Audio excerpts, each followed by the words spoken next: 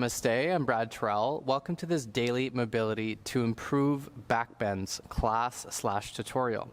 In this class tutorial, you're going to learn a handful of active spinal mobility drills as well as some more passive holds to eventually work up towards some deeper backbends like a wheel or scorpion or locust, so all of the really juicy type backbends.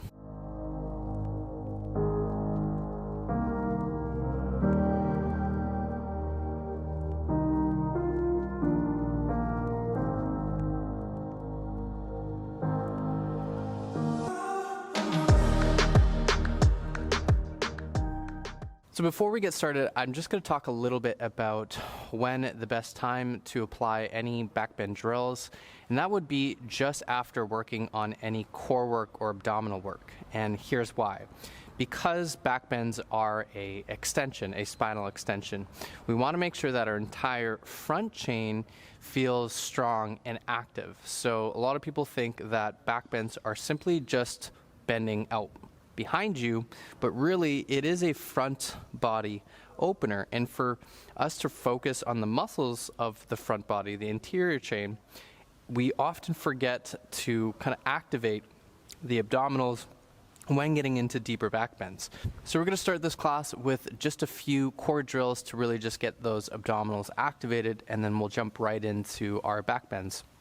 So starting on our backs here, I want you to draw yourself down onto the mat in a supinated position. You can extend the legs up and just starting tucking the chin to the chest, toes back toward the face. I want you to drop your right leg to the floor.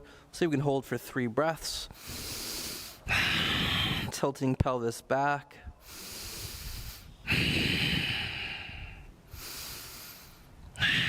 And switch. Tuck your chin to your chest. Glutes are also activated here.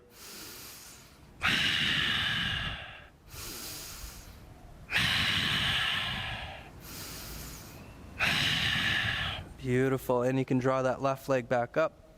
This time we'll see if we can go with both legs, and rather than just holding, we'll draw them all the way back up. If you need to, you can also bend the knees slightly, but just make sure that you don't tilt the pelvis forward. If you can, straighten the legs, keep your chin tucked. We'll go for 10, 9, 8, 7. Again, if you need to, bend the knees. 6, 5. Just make sure that the low back doesn't lift. 4, 3, 2. Last one. Beautiful. You can hug the knees here. So eventually, if you want to just continue working on this class, what you can do is just go through a full ab workout and then dive right into this sequencing. It's not necessary to really go through a full ab workout, just as long as you feel as though the abdominals are activated. So let's move toward some backbends and some spinal mobility drills. So from here, I want you to find your bridge position. So you're going to draw the arms toward, or the hands rather, towards your heels, and you're going to press your hips up toward the ceiling, and again, really try and find that maximum extension. So tuck your shoulders in, you're going to draw the hips up, and then slowly release. We'll see if we can go for 5, 4, 3, 2, and 1. Beautiful. You can draw those knees in and side to side. Good. Beautiful. Now the progression here, what we're going to aim for is reaching, if we can, for the heel. So really kind of tuck those heels in nice and close to the glutes, and you're going to lift the glutes as high up as you can, just like we did. If you can't reach for the heels and lift your hips up, just draw the arms down by your mat. We're going to lift, pressing up and back down. For 5, press. 4, 3, 2, and 1. Beautiful. Now, any backbend is really intense, or any deep back bend is intense for the whole body. So not only do we want the anterior chain activated, but we also want the posterior chain activated, including the glutes, the hamstrings. So this is why that bridge sequence is really great to practice and to continuously practice. Now we'll see if we can just simply hold that bridge position. We'll see if we can hold it for 5 full breaths. Now, if you can't, again, reach for the ankles, just go ahead and reach for the heels, or bring your thumbs to meet your heels. If you can, grab onto those heels, tuck those shoulders in, and we'll hold for 5 deep breaths. 5, press the hips up higher, knees about hip distance apart, toes facing forward. 3, 2, 1 more. Beautiful. Slowly release. Good. You can cross the feet, hug the knees. Let's you rock side to side. Good. And from here we can roll over to the right. We're going to draw ourselves into a Sphinx position. Now, the real trick behind a lot of our back bends is just mastering the basics. And one of the most basic back bends that we can perform is a Sphinx posture, like I am in right now. So if you just really spend more time in this position and just tap into it, and that's really what this class is about, is just tapping in with some of these movements and some of these postures daily and not really forcing anything, then you will find progress in your back bends. So from here, try and keep the elbows in directly underneath the shoulders. You're going to grip the fingertips to the floor and think of pulling your heart through your biceps as you kind of feel the quads start to slide forward. So from here, I'm pulling my heart through the biceps. The crown of the head is lifted up.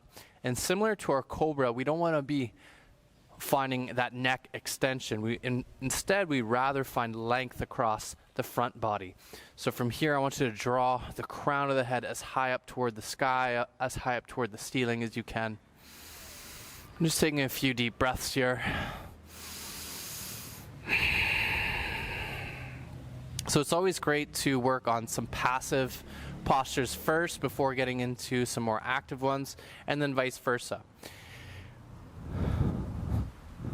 So it's always great to kind of practice the passive postures first, really kind of feel what's going on with the body, and then start to work with more active drills. And it also works nicely vice versa. So working on the active and then kind of seeing where you are passively within that posture afterwards. So again, we're just going to hold for a few more breaths here.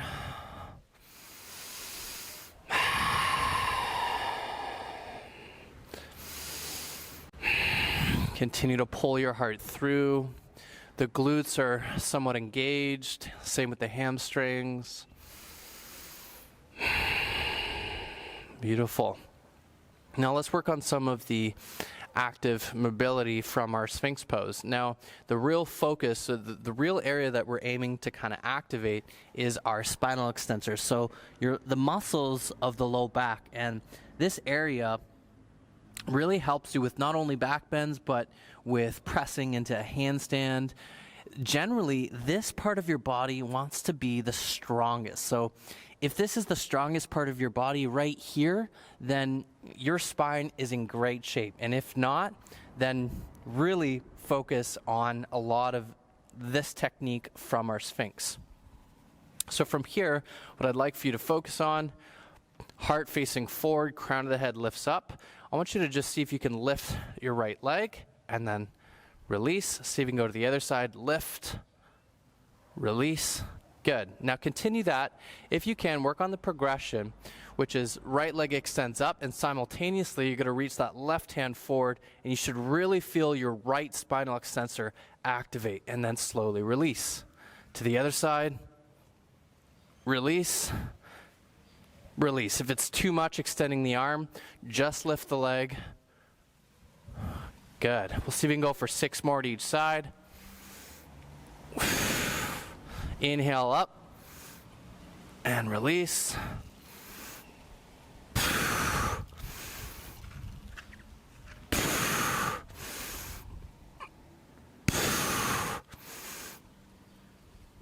go one more to each side.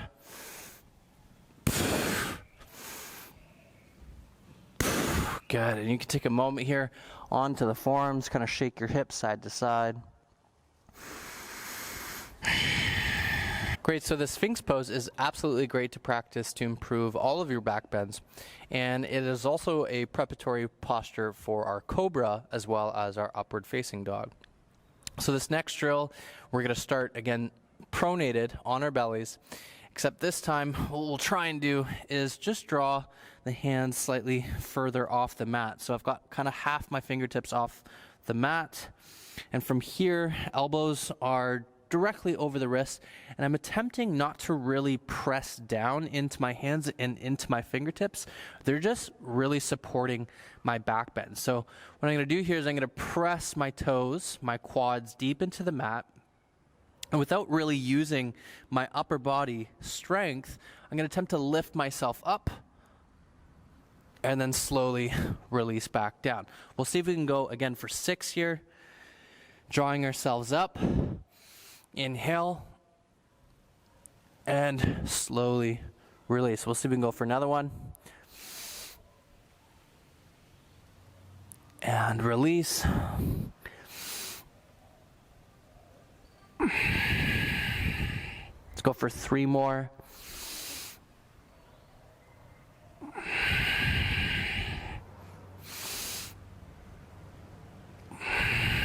One last one. Beautiful.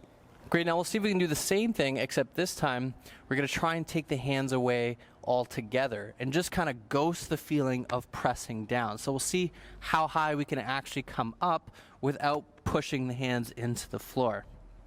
So from here, lifting the hands, think of drawing your chin and your chest forward. Use the spinal extensors to lift yourself up, okay? So hands just hovering above the floor. You're going to lift. See how high you can come up. And then slowly draw yourself back down. Again, toes and quads pressing deep into the mat. We'll see if we can go for 6 all together. Inhale.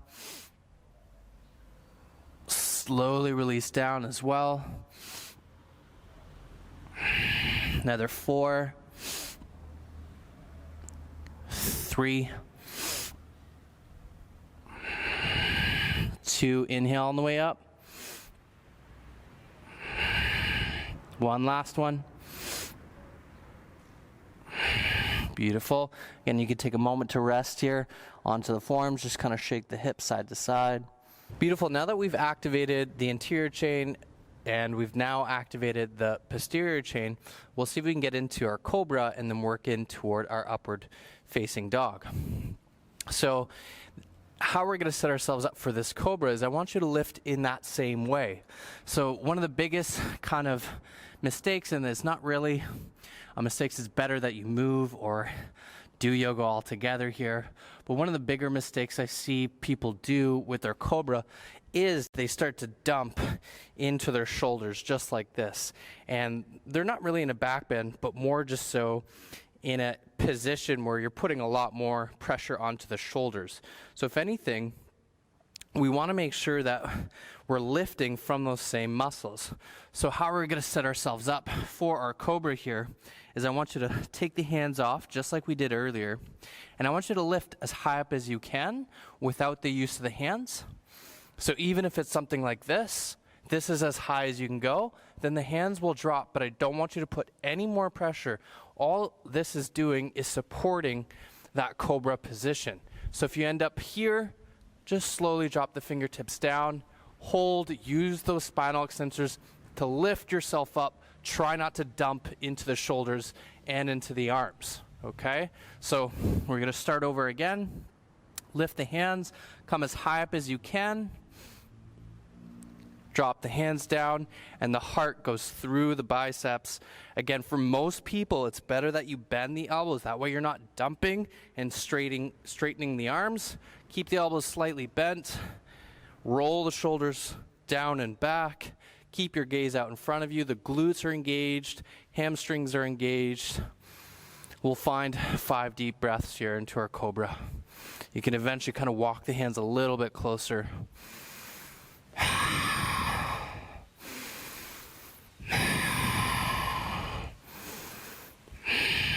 Crown of the head lifts up. Again, I see a lot of people kind of do this into their Cobra.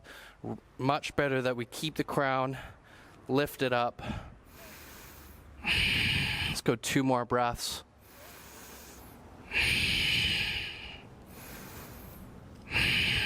And we'll slowly release down. Once again, take a moment onto the forearm, shake the hips out. Great, now that we focused on our Sphinx, our Cobra, let's see if we can drop into a upward facing dog. And we're gonna come into this upward facing dog a little bit differently so that we can really focus on the proper muscles to be activating in an upward facing dog. So again, a lot of people will come into their upward facing from a chaturanga position, and they'll still be dumping into the shoulders, dumping into the arms while trying to lift the quads off. Whereas much better, again, if you're not just dumping into the shoulders, everything is being supported by the low back, the glutes, and our anterior chain. Okay, so a really great way to come into this is actually from a high plank position. So I want you to try and lower into a high plank while activating the same muscles that we were using in our bow and our active drills in our Sphinx. So coming into your high plank, I want you to drop the toes to the floor, and you're slowly gonna lower. We're gonna do this as slow as we can. Slowly lowering the hips down, roll the shoulders back. Try not to dump into the shoulders. If anything, the elbows can be bent a little bit, but you're trying to keep the quads off. Beautiful, and you can come back up, high plank. If you need to, drop at the knees. Just kind of move side to side. Make sure that you're not too tired for our next set here. We'll see if we can do that 2 more times. So setting ourselves up into our high plank, flip the toes, so tops of the feet to the floor. Even just bend the elbows a little bit, shoulders drawn down in depression.